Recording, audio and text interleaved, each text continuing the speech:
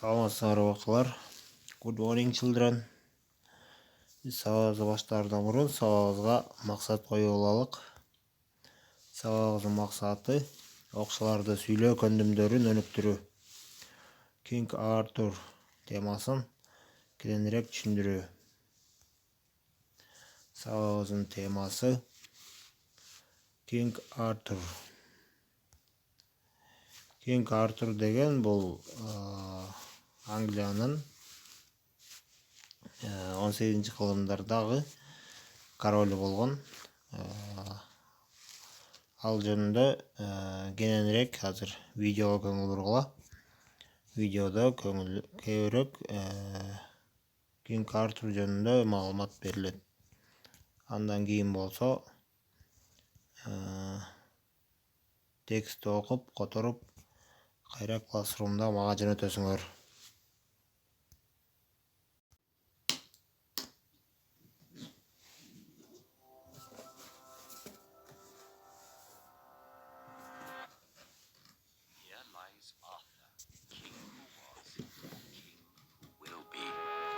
So reads the inscription on King Arthur's gravestone in Thomas Malory's Le Morte d'Arthur.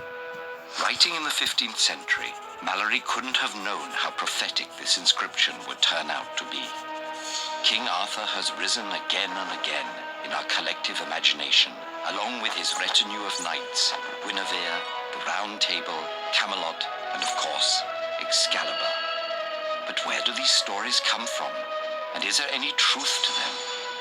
King Arthur, as we know him, is a creation of the later Middle Ages, but his legend actually has its roots in Celtic poetry from an earlier time, the Saxon invasions of Britain. After the Romans left Britain in 410 CE, Saxon invaders from what's now Germany and Denmark quickly capitalized on the vulnerability of the abandoned territory.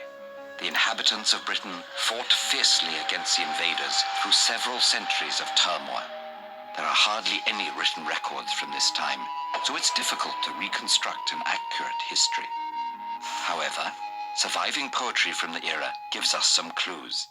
One of the poems, the Gododin, contains the very first reference to Arthur, though Arthur himself doesn't actually appear in it. It says a different warrior, named Guarda, was skilled at slaying his enemies, but was no Arthur.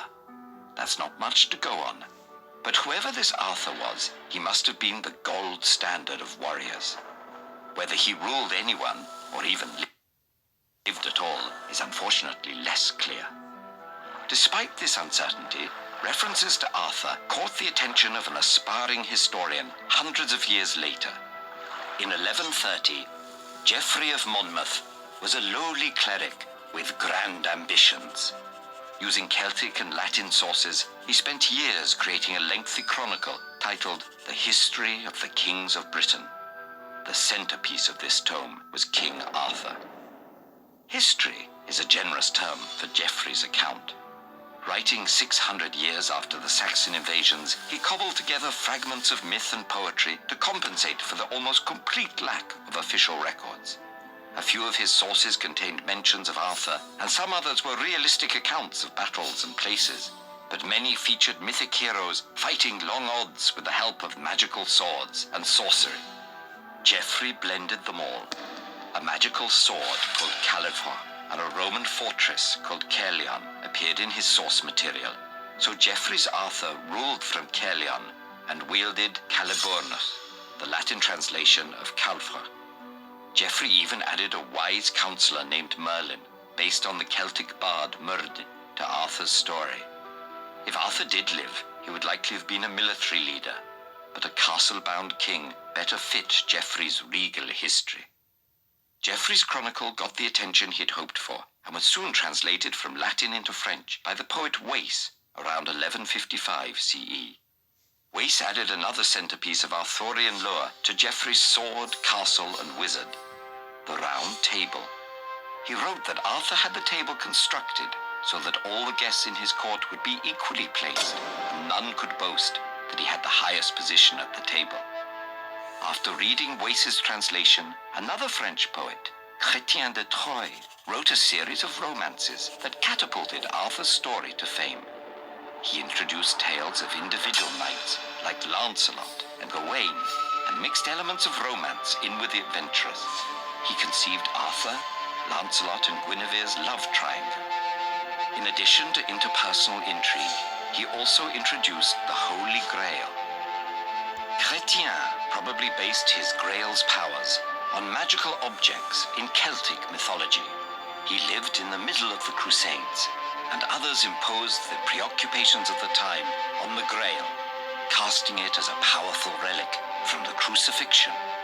Numerous adaptations in French and other languages followed from Chrétien's work. In the course of these retellings, Caerleon became Camelot, and Caliburnus was rechristened Excalibur. In the 15th century, Sir Thomas Malory synthesized these stories in Le Morte d'Arthur, the basis of many modern accounts of King Arthur. In the 1,000 years since Arthur first appeared in a Celtic poem, his story has transformed over and over to reflect the concerns of his chroniclers and their audiences. And we're still rewriting and adapting the legend today. Whether or not the man ever lived, loved, reigned, or adventured, it's undeniable that the character has achieved immortality. Do you enjoy sorting fact from fiction? If so, you're in the right place. Please subscribe to our channel, and if you'd like to help support our mission further, consider making a small monthly contribution on patreon.com/TEDED.